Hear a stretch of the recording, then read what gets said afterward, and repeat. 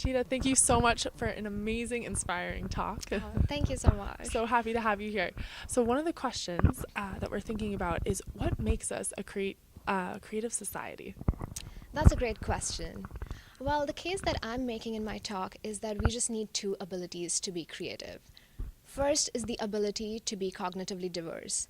What it essentially means is that the ability to see unique things, even though we are looking at the same things. It's finding different meanings in the things we see.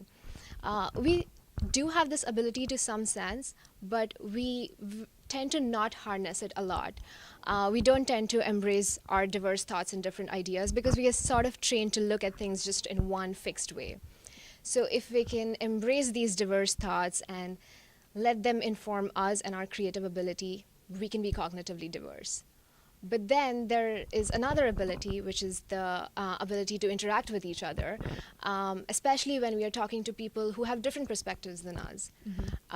Most often it happens that you tend to be fixated in just one way of looking at something, and somebody walks in and they give you a different perspective, and then you go like, oh, I never thought of it that way. So that is the other important key factor, is the ability to interact with people who have different opinions. And with just these two abilities, we can be a very creative society. Excellent. All right, another question to think about is how do we help machines develop infinite ways of looking? That's a great question again. So the argument that I'm making is that using current frameworks like machine learning, we basically tend to feed the machines with like a lot of data, and they are programmed to give us just the optimized answer. They don't have a freedom, if you may. And these frameworks are pretty static. But humans, on the other hand, we have a very dynamic way of thinking. So the case that I'm trying to make is that if we can develop more dynamic frameworks, computational frameworks, that can give machines freedom of thoughts, freedom to have its own ways of seeing the world, maybe we are one step closer to making machines that can have these infinite ways of looking at something. Excellent. So exciting to think about. Another question to think. How can machine learning enhance human creativity? Yeah, that's a great question again.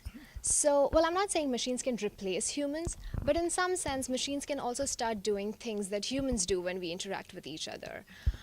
When somebody gives you a different perspective, it opens your mind. Why can't machines give you different perspectives? Why do machines always give us the same answer that we are programming it, right? So instead of just being these passive interfaces, they can actually start being creative partners by being more involved in our processes, being involved in problem solving with us. They can become creative partners. And I guess that's how they can like inspire us to be more creative. Yeah. Fantastic. Yeah. Thank you so much for spreading your ideas and spreading it out to the world. Yeah, thank you so much for having me. Thank you.